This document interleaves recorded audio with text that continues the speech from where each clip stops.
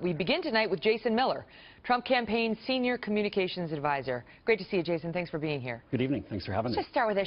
She really, listen, the polls say that she won that first debate, but you tell me whether she would do better to be a little less glib and a little more likable on the subject. I mean, self-deprecating is not really Trump's thing either, but you tell me whether she's going to win over voters on the fence by the "it went pretty well" thing. Well, I think the "why am I not 50 points ahead" line really gives you some insight into Secretary Clinton's thinking and just her attitude towards voters. And I think especially with the town hall format that we're going to see on Sunday night, this is really an opportunity for Mr. Trump to do well. I think this is a format that allows him to connect with people. And I don't know if Secretary Clinton can memorize enough lines to do well on Sunday. Well, what about, we saw Trump in the primary season in an Anderson Cooper town hall, and he kind of got in somebody's face. I mean, the guy asked him a tough question about why he said George W. Bush knew about 9/11 before it happened, or intentionally lied to get us into Iraq, one of those two dicey things. And Trump was like, look, it's fine. I'm not getting your vote. I mean, has he been told it's not good to yell at the voters? Be nice to the people asking the question, even if they're snarky questions. But people love him in these town halls. He tells it like he sees it. He calls it like it is. It's not, like I said, not a bunch of pre-programmed lines or things he's been memorizing.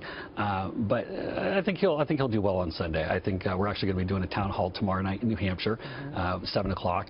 So that'll be it's like a little practice. It'll be Mr. Trump does a whole lot of town halls and meets with and talks with voters all the time. But it'll be one that we do in advance, and he'll be doing debate prep tomorrow and Friday and getting ready. Are we going to see a different Trump at this debate than we saw at the last one? Because, you know, some of the criticisms of him were punch back, right?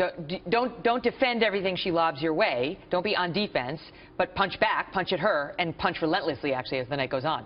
Well, so our goal going into the very first debate was to make sure that it was clear who is the insider, who is the outsider, who is the one who's going to fight to change the economy, who is the one who's going to fight to make our country more safe and secure. So we felt from our end that we were able to go and accomplish that. I think this time we're going to start getting a little bit more into some specifics. I think you're going to see really the consumer benefit of what a Trump presidency will do for the American people. And I think that's where things are going to start to separate, because that's where Secretary Clinton has a tough time really connecting with people. Does he get that she laid a trap for him with that Alicia Machado thing that he walked right into, and then he stayed in the trap for 5 days?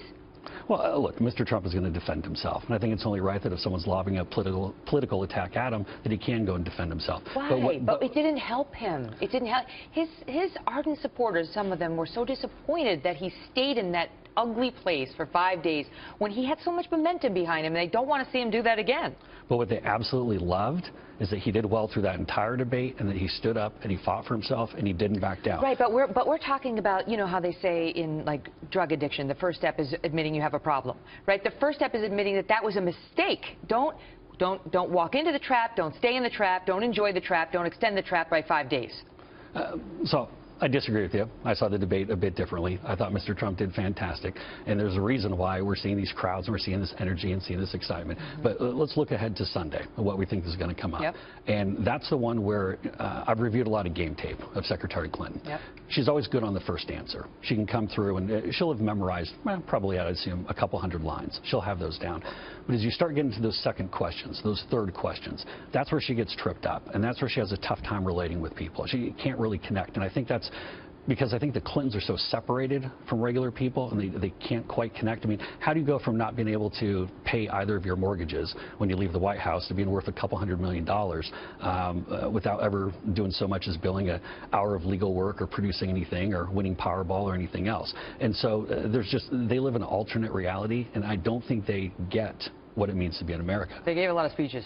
A lot of speeches that paid very, very well. Would you pay him $500,000 for a speech? I do not give that kind of money away, and I think Bill Clinton's lived a very different life than I have. But one other thing, though, I think it's important about Sunday, just one of the things we're seeing with the election overall, is where the energy and the enthusiasm is in this race, and it's clearly with Mr. Trump right now. I mean, we're seeing with Secretary Clinton that there's just, you know, just small crowds, maybe 1,000, you know, if she's lucky at some of these. That's all true, but the crowd size does not determine what happens on Election Day. We saw that last time around with Mitt Romney. Voter intensity is there for Mr. Trump. It's why we're seeing it in the polls.